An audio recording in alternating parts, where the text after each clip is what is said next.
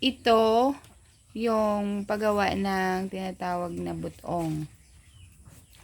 So, ano to, inang malagkit na rice. With may niyog, gata ng niyog.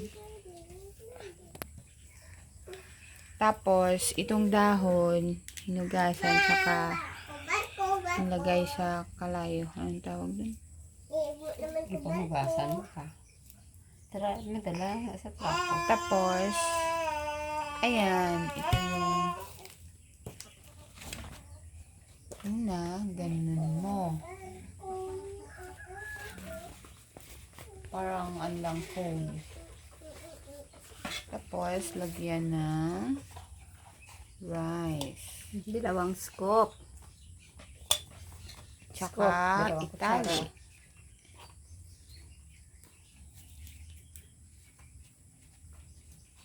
Itali.